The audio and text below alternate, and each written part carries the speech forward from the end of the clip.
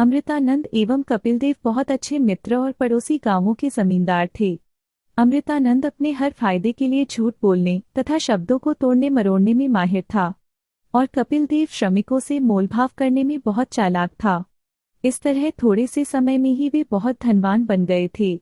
वे चालबाजी करके अपने श्रमिकों से अधिक काम लेते। उनमें ऐसा कोई न था जो उनका विरोध करता। बेचारे गरीब मजदूर इस यातना को सहने के लिए मजबूर थे। एक दिन एक नौजवान चंपक काम के लिए अमृतानंद के पास आया। अमृतानंद खुश था कि जहां उसे श्रमिकों को चालबाजी से हासिल करना पड़ता था, यह लड़का काम मांगने के लिए स्वयं ही उसके पास आया था।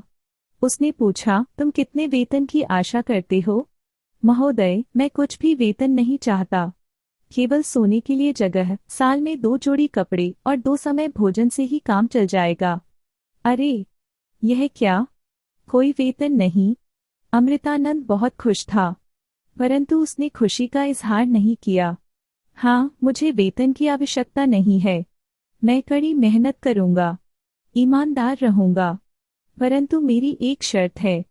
पूरे साल मैं सच बोलूंगा, लेकिन साल में एक दिन झूठ बोलूंगा। अमृतानंद का विश्वास था कि सच बोलना कोई गुण नहीं है और झूठ बोलना एक सामान्य बात है, इसलिए उसकी यह मांग पूरी करना कोई मुश्किल नहीं था। उसे आश्चर्य था कि यह लड़का साल में केवल एक बार झूठ बोलेगा और वह स्वयं पूरे साल झूठ बोलेगा, इसलिए उसने यह शर्त तुरंत स्वीकार कर ली। चंपक ने बहुत लगन से काम करने लगा और कभी कुछ नहीं मांगा। समय बीतने के साथ वह सभी का चहेता बन गया। उसने न कभी कुछ चुराया और न काम के सिवाय किसी और बात पर समय नष्ट किया।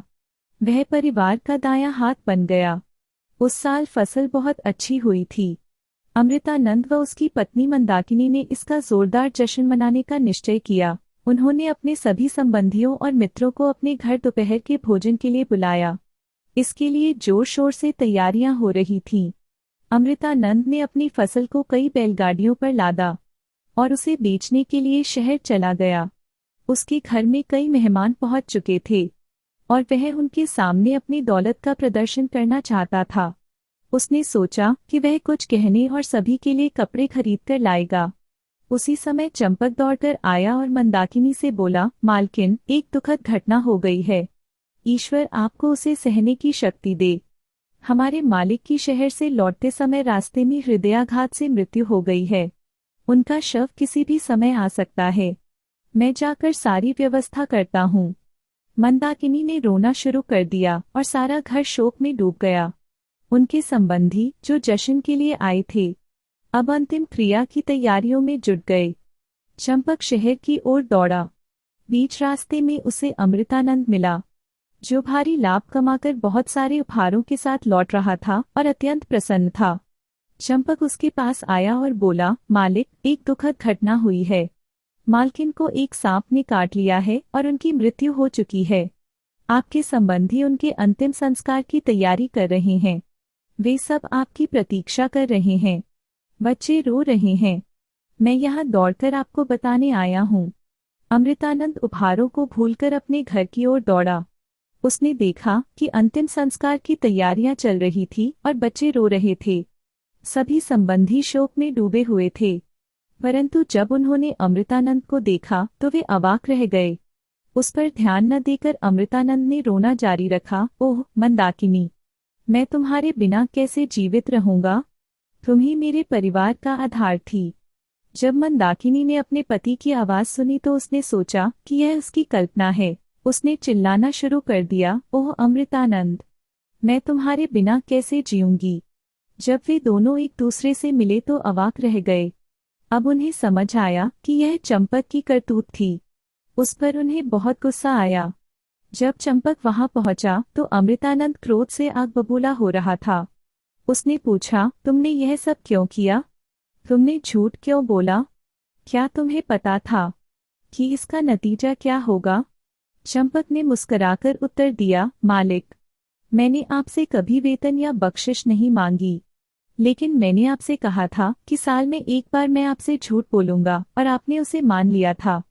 परंतु आप तो हर रोज झूठ बोलते हैं।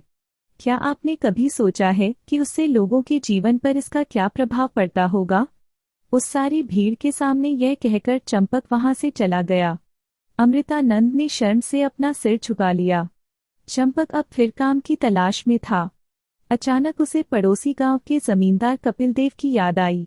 कपिलदेव को चंपक के झूठ के बारे में पता था और उसकी कार्यक्षमता का भी। चंपक उसके पास आया और उससे काम पर रखने की प्रार्थना की। कपिलदेव ने मन में सोचा कि इसे आसानी से फांस लूंगा। वह बोला, माणिक्य, मेरी एक शर्त है कि तुम कभी झूठ नहीं बोलोगे। मेरी एक और भी शर्त है, यदि तुम उसे मान लो तो तुम मेरे साथ काम कर सकते हो। कपिलदेव ने सोचा कि कम से कम मजदूरी देकर चंपक को काम पर रखूंगा और 10 अन्य श्रमिकों की छुट्टी कर दूंगा। हाँ श्रीमान, मैं आपसे कभी झूठ नहीं बोलूंगा। आपकी अन्य शर्तें क्या हैं? यदि वे मानने लायक होंगी तो मैं मान लूंगा। मैं तुम्हें दिन में 2 बार केवल एक पत्ता भर के खाना दूंगा। ठीक है। अगली शर्त क्या है? यदि तुम अपनी मर्जी से यह काम छोड़ोगे तो जुर्माने के तौर पर तुम मुझे सोने के 10 सिक्के दोगे, परंतु यदि मैंने तुम्हें काम से निकाला तो मैं तुम्हें सोने के 5 सिक्के दूंगा। चंपक ने इस पर विचार किया और खुशी से इन शर्तों को मान लिया। अगले दिन उसे भोजन के लिए बुलाया गया। रसोइये ने हल्दी के पौधे का एक पत्ता, जो बहुत छोटा था, उसके सामने रख दिया, परंतु चंपक अपने साथ केले का पत्ता लेकर आया था। उसने रसोइये के सामने उस पत्ते को अपने लिए बिछा दिया और बोला, शर्त के अनुसार तुम्हें यह पत्ता भर के खाना खिलाना होगा। रसोइया अचंभित रह गया। अभी तक कपिलदेव ने एक छोटे से पत्ते पर भोजन परोसकर मजदूरों को ठगा था, परंतु अपने मालिक का वचन निभाने के लिए अब उसे अधिक भोजन परोसना पड़ रहा था और उसका मालिक भी इस संबंध में कुछ नहीं कह सकता था। चंपक केले के पत्ते पर ढेर सारा खाना लेता और बचा हुआ भूखे श्रमिकों में बांट देता। यह उसका नित्य का एक नियम बन गया। कपिलदेव समझ गया कि चंपक बुद्धू नहीं है, अतः अब वह उसे कठिन काम देने लगा। एक दिन कपिल ने चंपक को बुलाया और कहा, चंपक, इस नदी का बहाव मोड़ दो जिससे यह मेरे बगीचे में से गुजर सके। बगीचा उसके घर के पीछे था। कपिलदेव ने सोचा कि कोई भी ऐसा नहीं कर सकता, इसलिए चंपक नौकरी छोड़ देगा और जुर्माना भी भरेगा। कपिलदेव खुशी खुशी बाहर चला गया, परंतु जब वह वापस लौटा तो भौचक्का रह गया। चंपक ने मकान की बाहरी दीवार तोड़ डाली थी। गृहस्वामी ने उससे पूछा, यह क्या है? मालिक, मैं नदी के बहने का रास्ता बना रहा हूँ। अब मैं नदी के पास जाऊंगा और उसकी दिशा बदल दूंगा। उसके मालिक को चिंता हुई कि वह फिर कोई नुकसान पहुंचाने वाली हरकत करेगा, अतः उसने अपना आदेश वापस ले लिया। अब चंपक ने अधिक काम न करके इधर उधर घूमना शुरू कर दिया, जिससे उसकी देखा देखी अन्य श्रमिक भी कम काम करें।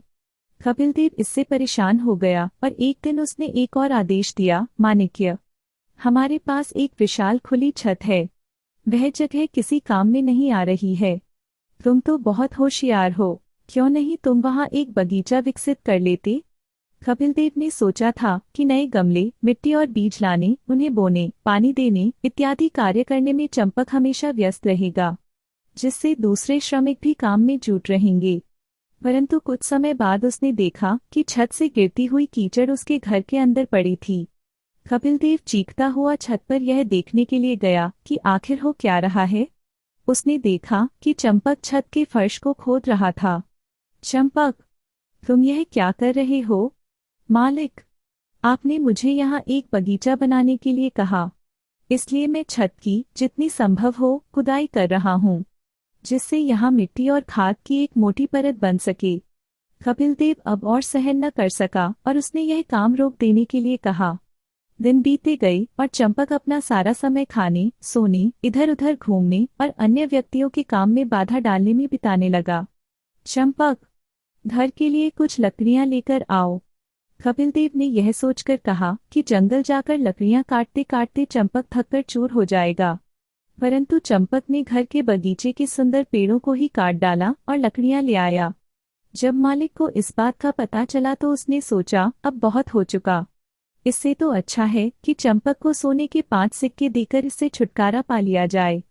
इस तरह उसने सोने के 5 सिक्के देकर चंपक को अपने घर से हटा दिया। परंतु इन दोनों जमींदारों के लिए चंपक एक अनमोल शिक्षक था।